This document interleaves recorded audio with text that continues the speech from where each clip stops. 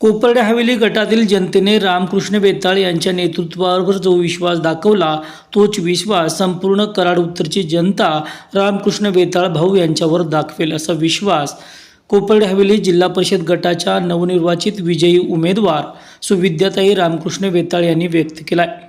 वडोली निळेश्वर तालुका कराड येथे विजयी सभेत त्या बोलत होत्या। त्या बहिणीला तुम्ही एवढं प्रचंड मताने विजयी करून दिलं आणि हे संविधानिक पद मला मिळवून दिलं। हे विजय फक्त माझ्या एकटीचा नाही तर कोपर्डे हवेली गटातील सर्व जनतेचा आहे।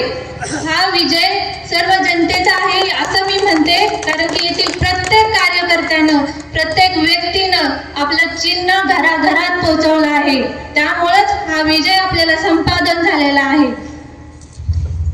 येणाऱ्या 5 वर्षात आता तर आपण तळागाळात पोहोचलोच आहे, त्याचा काही विशेष नाही, पण येणाऱ्या 5 वर्षात आपला विकास तळागाळात न्यायचा आहे हेच मी तुम्हाला सांगणार आहे। तुमचे गाव पातळीवरील सर्व कामे आणि तुमच्या काहीही वैयक्तिक समस्या असतील त्या नक्की सोडवण्याचा मी प्रयत्न करेन।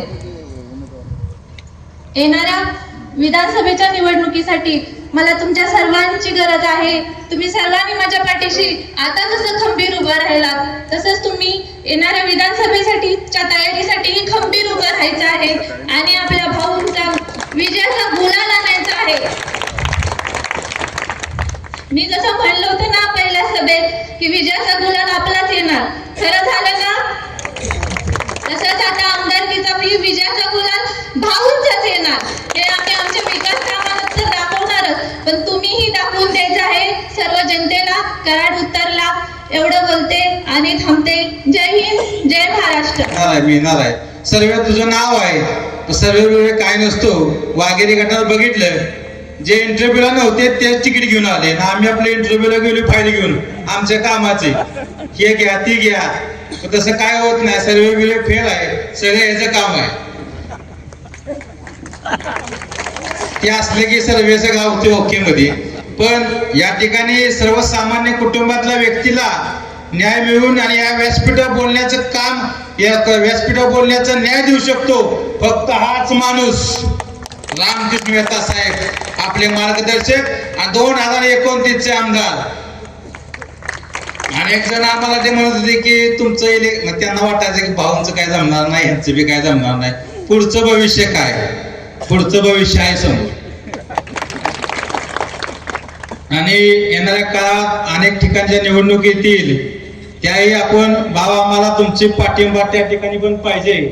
आम्ही तुम्हाला सांगतो या व्यासपीठावर आम्ही तुम्हाला कधीच सोडणार नाही। 2029 चा आमदार आम्हीच करणार, आम्ही तुमच्या पाठी सर्व जनता राहणार। या ठिकाणी संदीप बाबांनी सांगितलं मगाशी 17,033 मतांनी साहेब निवडून येणार। संदीप बाबा तुम्ही लीड कमी सांगितलं, आता 53,000 मतं मायनस आहे, ती कुणाच्या इथे मी सांगणार नाही, लोकांना माहित आहे।